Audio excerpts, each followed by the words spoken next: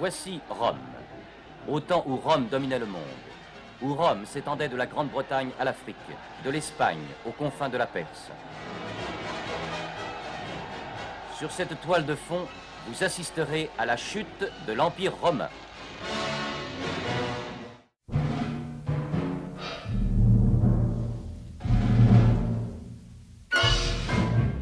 En 117, Rome est à l'apogée de son empire. On peut calculer que sous l'empereur Trajan, sa superficie est de 5 millions de kilomètres carrés et sa population compte entre 60 millions et 80 millions d'habitants vivants et mourant sous le règne des Césars.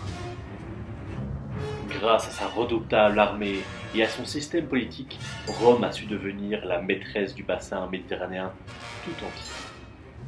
Trop grande pour être défendue avec efficacité, avec plus de 10 000 km de frontières, l'empereur Hadrien décide alors de stopper l'expansion.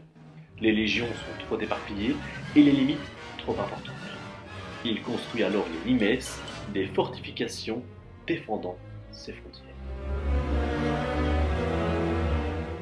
La plus connue d'entre elles est le mur d'Adrien, un magnifique édifice séparant l'Angleterre de l'Écosse, encore visible aujourd'hui.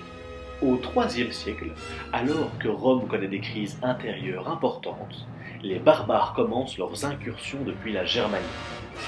Ces barbares sont désignés ainsi car il s'agit de différents peuples ne parlant ni le grec ni le latin.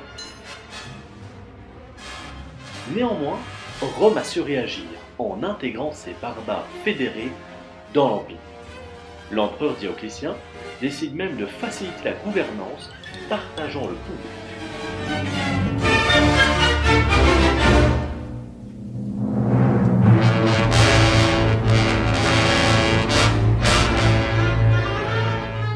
Après lui, Constantin décide de fonder une nouvelle capitale, Constantinople. Et c'est son successeur, Théodose, qui en 395 divise l'Empire en deux, celui d'Occident et celui d'Orient, chacun avec son empereur et sa capitale. Au début du 5e siècle, l'Empire romain d'Occident ne sait plus arrêter la pression de nouvelles invasions germaniques. Ceux-ci sont poussés par les Huns, un peuple nomade d'Asie centrale mené par Attila. Partout, ces peuples s'installent durablement, balayant les forces et le pouvoir en place. Angles, Saxons et Jutes en Grande-Bretagne, Francs, Vandales et Suèves en Gaule, Visigoths en Espagne, Goths en Asie mineure et en Grèce. Rien ne les arrête.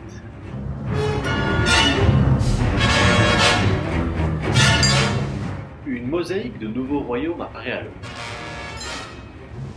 Finalement, en 476, Odoacre, chef des Hérules, dépose Augustule, dit le petit Auguste, à Rome.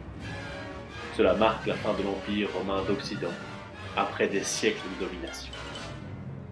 L'Empire romain d'Orient, lui, persistera encore plus de 1000 ans.